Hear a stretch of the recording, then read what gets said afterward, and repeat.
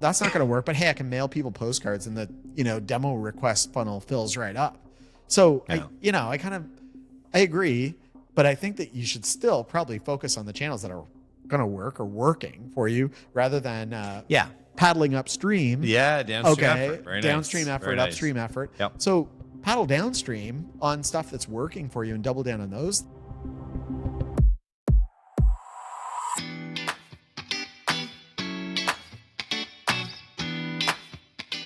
Last week, we spoke with Nathan Yeung of Find Your Audience. While having one of the more interesting business models out there, Nathan also tried to squash a huge myth about marketing, mostly that we kind of suck at it. Today, we deep dive into Nathan's myth busting and talk about the good old days of organic content. It's Startup Different with the Sinkinson Bros. Hello, folks, and welcome to another episode of Startup Different. He's Christopher. I am David. It's Black Pants Day, apparently, at Startup Different. And another exciting episode. Chris, are you excited? I'm very excited. You don't seem very excited. I have a hard time expressing my enthusiasm, but I am very excited. I am unable to express certain emotions. Does not compute. It doesn't. What's like the if statement for that? If podcast, then show enthusiasm equals true. Huzzah! So I guess we're debriefing our conversation with Nathan Yeung. Yeah. So really enjoyed this discussion. I mean, I enjoyed most of the discussions we have on this show, but Nathan was a pretty interesting guy. For one thing, definitely like a consummate professional. That guy is pretty polished and knows what he's talking about. Yeah. And his business is really, really fascinating. The interview kind of took an interesting turn when he kind of went deep on the services they provide, but then also kind of the end of that process. And we'll get to that in just a minute. I don't want to spoil the whole thing. Okay. But I think what was pretty surprising about his business, and we'll recap it here in a minute too, is that we just never really thought of going after that kind of service for our company. This never crossed our minds. Yeah. We were always looking at, can we hire a marketing person, or do we have to go spend a fortune with a big marketing agency? And, but it was weird though. He nailed we were exactly his target market. Yeah. It made me think, how many companies are out there doing this? Obviously they're doing this really well. Yeah. There is this movement. The find your audience, by the way. I want to make sure I get the name right. This concept of fractional stuff. Yeah. It's really growing. When we were at the Collision Conference, we met a number of companies. Well, one in particular, Hire a Fractional. They were very interesting. Very literal. This idea that you can get these fractional CMOs or marketing agencies, or I think you can probably do it for any name a business unit, and you can probably as a startup get a fractional of that without having to fully employ them or anything along those lines. No big commitments, all the benefits, all the perks of just being a customer rather than being an employer, which is really appealing. It's kind of it feels. I don't want to get too political or anything, but it does kind of feel like an extension of kind of the gig economy, but the gig at a professional level. Yeah. You know what I mean? Now we're going for instance, we could probably do that. I could be a fractional. I could be a fraction of your organization, but I don't really want to do that. Would you actually want to be what would you be, a fractional CEO or something like that? Or I don't know, sales, CRO maybe? CRO? I don't know. I don't care. I'm not going to do it. Would you actually do that? No. Why? I don't really want to right now. Okay. I have a podcast. I don't know if you've heard of it. It's called Startup Different. Anyway, let's go back to, didn't expect that to happen. I'm not going to lie. Let's go back to Nathan for a second. So let's talk about his business just so we set the table. So so we got some of it here. Basically, you hire them as a startup. Your company is probably somewhere in 1 to 5 million ARR, annual recurring revenue. You are thinking about hiring a marketing person, but you don't know what you're doing, which is almost all of us. Yeah. And we got some interesting discussion points I want to really hit on today. Instead, you go to them, you pay them about, I think he said somewhere, I'm just going to really quickly do this, and obviously prices change, so I hate it when people quote our price and stuff, but somewhere between 100 and 200K a year, basically the idea, which was basically the cost of a couple of people, right? Yep. And especially experienced people, maybe one really experienced person, to be totally frank. But then you get a whole basically marketing department that's just sort of outsourced. Yeah, you get they kick ass at fractional marketing department that, rather than hiring that one person that may only be good in SEO or really good at, And online ads or something like that, you're getting, a fifth of a person that can do SEO and a fifth of a person that can do online ads, and and go across the marketing spectrum. And this is where I thought it was really interesting, though. Yeah. So it wasn't just that they did that. So they come in and they help you market, they help you do really well, but they kind of like teach you. And this is what I was going to definitely ask him and push him on, but he kind of answered it in advance was, as a founder, I want to understand my market, especially as like I'm supposed to be the CMO of our App Armor. And I explained to him, like, I didn't have that much time. It was one of many things I did. Yeah. And he exactly understood me, but I definitely feared not having enough understanding of the market. Like you must, like marketing, I kind of feel like marketing and sales need to be core competencies. Right. Your demand generation part of your business, your distribution part of your business has to be something that you as a founder or one of the founders understands. Yeah. But basically what he was saying is like, so we'll come in, we're all experts in like SEO and all these other things, and all these things that are important for you to be successful, social and whatever, content marketing. And we're going to teach you about your own market. Yeah. We're going to show you how to be successful. We're going to do it with you. And then you're going to reach a point where you're going to hold us accountable with certain KPIs, key performance indicators. And then you're going to, we're going to help you hire the people who then replace us. And then we're going to leave. I thought it was a wild business model. Yeah. That last part, I was like, wow, there just seems like a lot of, like, part of me is like, that's really impressive because that's really bought in on what's good for the customer. Yeah. Another part of me is like, damn, like that's a lot of effort to go and capture and acquire a customer. And so you can imagine too of the time frame of that engagement. You're probably starting off and you're spending very little, but then as your needs grow, your business grows. You want to spend more. On it should marketing. work, right? Right. So it grows, and then you get to a point where we're going to bring this in house now, and they're like, okay, we'll help you hire the people to do this in house, which is great. But for his business, I feel like that's. Maybe it doesn't happen that often. Maybe it's like, hey, this is just such a good thing. It's just working so well. How could I just want not? to keep it the way it is. But how could it not though? Because like the business is growing. Like you know what I mean? Like at a certain point, I think we eventually too would be like, this is something we've gotten good enough at. We understand the market well enough. Yeah. We know what kind of marketing they've probably developed all kinds of marketing collateral that we own. You know what I mean? Like it kind of at the though, like I'm leveling with you here. Okay. It was going really well and we were really happy with them. Sure. Why would I go and change that? Why would I bring that all in house? I think it's an economics. It's like maybe he said something about this too. That it got like more expensive or something like that. I don't know. I would stick with them. I would just. I mean, I know companies do. Maybe you're no longer like fractional. In fact, you're like multiple units. I don't know what's. Well, maybe they don't want to be a part of it either. Yeah, maybe. Because they're really good at what they do. Yeah, they can take you from probably like 5 million ARR to 10 million ARR. Yeah. But maybe, I'm not a marketer that got to that level. Like maybe 10 million to 15 to 20 to 25 is like orders of magnitude more complex and something that they don't want to support or they can't support with the number of customers they have. Okay. Well, regardless, I think it's interesting. Can we call Nathan right now? Let's get Nathan on the line. Producer Graham, I'm sure he would answer this. Yeah. You guys again. But, regardless, from a marketing standpoint, it deals with one of the biggest objections that you're going to have with an agency like his, where you're like, what happens when we want to bring this in-house? And saying, hey, we'll help you bring it in-house is just brilliant. Yeah, it's a brilliant way to approach I think so a too. potential objection. Yeah. So it kind of got me to thinking, because he kind of highlighted that we were an obvious target, like we were exactly his target customer. And it got me thinking, like, why is it? And we also, a couple weeks ago when we spoke to Amaya, we kind of asked him, like loosely asked him a similar, different question. Didn't really know it at the time, but why is it that founders kind of suck at marketing? Yeah. What exactly happened there? Like, and I got thinking that maybe, a lot of the time it's because to go from maybe 0 to 1 to 2, 3 million ARR, you don't have to be that good at it. Right. It sounds kind of crazy. There's somebody listening today who's like, wow, $3 million in ARR, that's unbelievable. Right. You know what I mean? And like, true, totally it is. And I don't mean to make that sound less significant. But you don't have to be perfect at marketing, at demand generation. You don't even have to understand all the channels or have a great ROI and everything. You just need to be out there, especially in a growing market. I think your customers know that you're a smaller company when you're first starting out. They know you've got like early adopters buying from you. So they're willing to put up with maybe the marketing isn't that polished, that sort of stuff. Right. But then you do get to a point where you want to take it to the next step.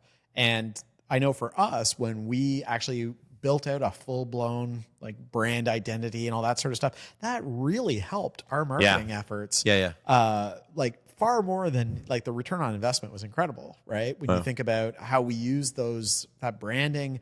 Do you remember we went to trade shows and we had the App Armor store and things like that? Like we had really. That's when we became the innovators of public safety. Like we actually we were staking out a position in the market rather than being like, we exist. It's like, this is what we're about. Yeah. It's a big transformation. Yeah, exactly. So if you do that earlier, and if you do that when you're, $1 million ARR versus when you're 3 million ARR, which is probably about when we did it, you're probably way better off. You're set on a better trajectory for your business because you're now using your better branding. You look bigger than you actually are. The big companies are looking at your website and you're looking at your marketing materials, looking at the App Armor store at the trade shows and going, "Whoa, these guys are growing pretty good." It's funny. I knew that we looked better than some much larger competitors. Yeah, because we were just more modern.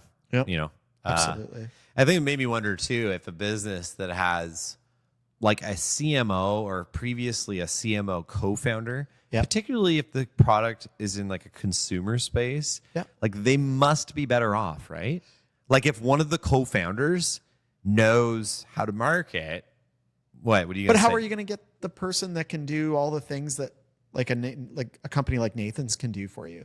Where if you got a CMO, it's going to be somebody who knows one aspect of marketing really well. But like, what about if Nathan started a different company just for a second? Okay. What if it's him? Okay. Him as a co-founder seems like a pretty potent weapon. Yeah, that guy knows some stuff. Yeah. Right? He can go to market big time. And so you kind of feel like, okay, that I don't have any data on this one, but I have to imagine though that startups that have that kind of co-founder dynamic where it's not just that they like marketing, they're not marketing enthusiasts, it's that they understand the complex needs of a marketing department. Right. You got to believe that they'd be more successful. Good point. All right, I'm buying in on that. All right, cool. That's fair. Okay, good. Good. Agreed. Need like a big stamp of approval or something. Now, you had, I think, one of my favorite questions that you've had all season. Oh, had to happen eventually. You were due. Chris asked a good question. Hold everything. I'll alert the press. No, you had a great question, which was like, is organic traffic dead? Yeah. I thought that was really interesting. Yeah. And it's one of those things that I wanted to kind of try to resolve. So I actually tried to find a little bit of data on this. Okay. So it was organic growth of a brand versus like boosting and paid. And Social Insider had some stats. It was actually posted by another agency called Gravital Agency. You can find them online. But so if you check this is the quoting now directly. If you check the statistics, you'll find a mixed bag. However, two trends stand out: an increase in social media ad spending and a decrease in the reach or engagement of organic content. Whoa. Okay. So for example, the average organic reach percentage of users that see a post on the platform for Instagram in July 2022 was 13.51%, down 29%. Which is wild. Yeah. Right. And for Facebook, it declined. I mean, who's on Facebook even? But it declined. I Oh am. yeah, you can see you're a bit older. This is a good moment to point out Chris is 10 years older than me. But anyway, but for Facebook, it declined. About 2 or 3 percentage points as well. But it was down. It's already really low. It's like 10%. Now it's down to 8%. Yeah. Okay, so these are like pretty significant drops. And meanwhile, the social media advertising spending has increased. This year is projected to grow from 18%. To about $268.7 billion worldwide, and increased 17% in the U.S. to $94 billion. Oh. Those being spent on social media. Wow. Like, wow, that's nuts. That's a lot of money. And like a lot of that, like I got to imagine a lot of that content, like frankly, when you see an ad on social most of the time, and it's crap. Yeah. You know what I mean? Like sometimes they work, but the conversion rates are generally horrendous. But it's Yeah. just where the money's going. Right. So I thought what his point though was that it's not that organic is dead. It's that it's really, really hard to do now. Yeah. Yeah. And it's more a question of the resources. And he doesn't really mean money. He means like the people you have or the skill set you have in your company to deliver like spectacular organic content. I see. I don't know if you remember that. Yeah, I do remember that. And it was a good question, a good answer. And I know we've lived it and are seeing it ourselves. So yeah, I think the social media, we should start a social media platform. What are we going to call it? I don't know. Why? Do you have a name in mind? Face Bros. Face Bros. It's almost Facebook, but just like definitely not. Yeah. Anyway, that's all I I'll got. get back to you on that. Yeah. Good for you. Hey, we're taking a short break to tell you some exciting news. Chris and I wrote a book. Surprise! It's called Startup Different, the myth-busting blueprint for your multi-million-dollar business, and it's available now. Like our show, we're trying to pay it forward to our fellow entrepreneurs. The book busts 33 business myths, tells some of our most hilarious stories, and gives you many of our best tools to build, scale, and exit your business. You'll find the book on all major online retailers, including Amazon. Check it out. We think it's pretty great. And now, back to the show. I did have one other thing I want to do, and I can't believe I'm doing this, but I'm going to shout out one of my buddies because it actually makes me think of one of my friends, my friend Daniel Shapanik, who's he's a nice guy. He works at an ad agency and he's creative director, and he works at Ad Agency of the Year, Kitchen. Cool. Did really, really well, and like their thing is all about organic buzz. Okay, so they don't do any paid. And like one of the things that they did that was most successful, they had two things. One was trying to get the word, because they're the in-house agency for Heinz. They have this relationship with Heinz. Yeah. And so they tried to get the word moist to be the word of the year for mayo, for like mayonnaise and like some of their products. So, and I think they did reasonably well. I'm not sure if they wanted that or not, but they got it up there. It was in like the top 5. Okay. And the other thing they did is they put an absolutely giant bottle of mayonnaise. I'm pretty sure it was mayonnaise or ketchup. Dan's gonna kill me because I can't get this exactly right. I'm so sorry. But this huge thing in front of Webster's or whatever is cool. Office, and all these influencers. They told a bunch of influencers, I assume, or for some reason people are just walking by this building and they're going over and taking photos with this giant thing of mayonnaise. And they're all goes super viral. Really? It's just a big bottle of mayo. Where do you get a big bottle of mayo? I don't know, but I'm impressed that they did. I love hearing about these advertising discussions because the things they come up with are bananas. Yeah. And then they're like, okay, how are we going to do this thing, right? Yeah. But speaking of which, we have a giant bottle of mayonnaise here at the corner. If you want to see their startup different mayonnaise, but that's what it takes. Like what it takes to move in organic is crazy now. Yeah. And I think that was real, but that was a really interesting take from Nathan. That's doable. It's just crazy hard. Tough. And you need to have those resources. You can't spend your way there in the same way that you could before. Yeah. No, very interesting. Yeah. So, okay. Also, one more thing I wanted to get here too. So I wanted more on talking about social media marketing. That's changed over 10 years. Yep. One thing I wish we had gone deeper on with Marley actually earlier this season, which honestly we just got so distracted by her business and how awesome it was that we didn't get into this, but how social media has changed over the last 10 years, because I think she has a really good command over it with her hustle with Racks. Yep. But basically at business.com, they had all these things on how much has changed, but they basically had 3 big things that have changed. And in terms of organic content specifically, they were like, so the first thing was all of your marketing now is platform specific. And I definitely know this for the podcast, like what we're doing today. Okay. Like our advertising or our reels that we'll have on Instagram, in some cases, they're just standalone. It's almost like a different product that is our podcast, but a short that's on Instagram. Same for TikTok. I don't dance or anything. I do, but very poorly. And, we have different content on there. And then on LinkedIn, it's a whole other thing. And then obviously on YouTube. Kind of like owning the platform and developing your content specifically for that platform. Like you can't just... we were in mass notification. We were taking one message. We were just blasting it across every channel we could think of. Yeah. But that was for a totally different purpose. For this, though, you really have to tailor your content to be the way that the viewers, the audience, the users on those platforms are expecting to consume it. Yes. So yeah. But yeah, the other thing too, though, is that the audience differs per platform. True. So if you have a big social media following and you have a bunch of people on YouTube, they are not the same people as on Instagram. Correct. It's pretty unlikely. Yeah. Like you might have some overlap, just realistically. Yeah. People that watch a podcast are not necessarily the people that are going to watch your TikTok videos, right? Unless if you are one of those people, please comment on this video on YouTube. We'd like to connect the dots a little bit. But it's very unlikely. It's just a different vibe. Yep. And then, so in terms of some of the content, there's like the second point was sort of like this bar is raised in terms of the creativity of the content. I think that's very obvious. Yeah, I agree. You got to have a good quality content to have any hope. And I think 10 years ago, you could just come out with something decent and you just get traction. Yeah. You something cool. Yeah. You're going to be on there. Yeah, you do something silly, and people still do something silly, but it's like now we've entered like the jackass levels where you're doing stuff's kind of gross and difficult and awful. But and the last one though, I thought this was really, really, really, really, really interesting, really, really, really good. And it was user generated social content. So brands need to find unique ways to get people to actually submit their own content. Yeah, and that's crazy to me. That's so hard to do. Yeah. Like what are people like? I feel like I tell you what, if you make your own content and you post it on one of our Instagram posts, I will shout you out in our next episode, and we'll do all kinds of fun things for you. But it is just so unusual to see someone like respond to a reel with a reel. Right. It's something you can do on Instagram. Yeah. You just don't see anyone just don't do it. see it anybody Like doing at least not in. But I'm sure the algorithm sees that and is like, okay, that's like crazy. The almighty algorithm. Yeah.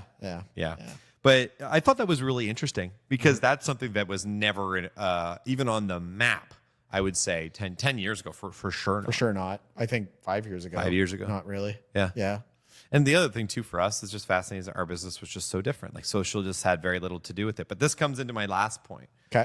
I don't know if you remember this, but do you remember Nathan's myth that he had? I thought that was the myth. Sorry, drawing a blank. The myth was that way to stay with the episode, and that's our episode for today. So the what it was that any marketing channel can work. Oh, right. Yeah. It's just if it's not working for you, it's because you're doing it wrong. Yeah. That's a really interesting comment. What's your take? What's your hot take on that? Because now you remembered it. Oh boy, if I take it to the extreme, like think about when we were sending postcards to chiefs of police. Well, you mentioned this in the episode. Yeah, exactly. So like any marketing channel can work. It's just you're doing it wrong. Can you actually make postcards work for anything? Maybe. If you do it right. For anything? Do you think I could make a direct mail campaign that would work for our Instagram reels? Like, no way. How do I even mail those people? Could you do a direct? I think there's it's like a functional. Let's assume it's possible. We're going way to the extreme on this example, but like let's take it a little bit back. What about the spirit of it? Yeah. Right? So, all right. So, what's a marketing channel that we thought that like inbound Twitter. With our business wasn't going to work? Twitter. Okay, like doing blog posts. Oh yeah, the inbound marketing. Yeah, inbound like marketing kind of idea. Yeah. Okay, so why did that? Let's just ask why a whole bunch of times and see where we get to. The five whys. The 5 whys, right? William Murray. So, we haven't done this in so long. All right, so why? Shout out to last season. Okay, so we tried writing blog posts. Why didn't we get many hits? Why? We did get hits. We got hits. Okay. Yes. So we got hits, but we didn't get any type of inbound traffic. We didn't get any new prototype requests or trial requests or demo requests or like the ultimate goal there was to try and drive more traffic to our sales department. More leads. Yeah. Okay. So, all right. So why didn't we get more inbound leads from our blog posts? Well, I don't know. I think we knew this. Did we not have enough reach? Like, did we not promote the blog Some posts people enough? saw it. I know some people saw it, but maybe let's just say, maybe there wasn't that maybe much reach. we weren't perceived as like experts. But that's the point of it, doing all those blog posts. I know, to try and establish yourself as a thought leader. Gotcha. But maybe we weren't being perceived as that. Maybe did we give up too soon? Did we not put enough effort into it? Did we? So maybe I think Nathan might be right. Sure. If we had persevered on that and put the effort into it, it would have worked. But the problem is, it's still a spectrum of effectiveness, though. Yeah, it's exactly. a return. It's like, okay, well, that's not going to work. But hey, I can mail people postcards, and the demo request funnel fills right up. So I agree, but I think that you should still probably focus on the channels that are going to work or working for you rather than Yeah. paddling upstream. Yeah, downstream Okay, effort. Very nice. downstream effort, Very nice. upstream effort. Yep. So paddle downstream on stuff that's working for you and double down on those things. And I think don't try and, well, we should really be doing inbound marketing. I mean, like that's the way of the future. I read Inbound Marketing, the book, and I'm totally bought in on it, but it's not working for me. You're paddling upstream. Go downstream. He's probably confronting customers who, when he goes in, he has a strategy that will probably work for them. Yeah. Based on experience he's had with other similar organizations. Yeah. But they'll try to shoot him down on like going to conferences. Right. Because they'll be like, well, we went to a We conference would've. once and it didn't work. Yeah, we would have. We would have at a certain time, we would have. Later on, and we were wouldn't totally have. wrong because we Yeah. did go to a few It's conferences true. that sort of were. That's probably sort what's of going didn't. on there. But we thought there's got to be an easy way. And, Also, it's worthwhile saying that it's obviously a bit self-serving, and I mean that in a totally good way. But Yeah. like to be like, I'm a marketer, any marketing channel can work. Like, yeah, that yeah, you know, I'm a salesperson, I can sell to anyone. Yeah, I just know. think you should definitely still go after the marketing. Focus on channels your that are strengths. the easiest, and focus on your strengths. Yeah, For sure. Yeah. Cool. Cool. Great. Awesome. Pretty, very awesome conversation with him. Really enjoyed it. Some good banter in that episode too. Yeah. And yeah, that is Chris. Whoa, did we just finish? Is that season 4 in the bag? Wow. Wait, hey, hang on. We haven't plugged the book yet, so shameless book plug. Check out Startup Different, your myth-busting blueprint for your multi-million-dollar business. And yeah, it's an awesome book, and I hope you like it too. And yeah, we will have, I guess, the start of our next season, season 5.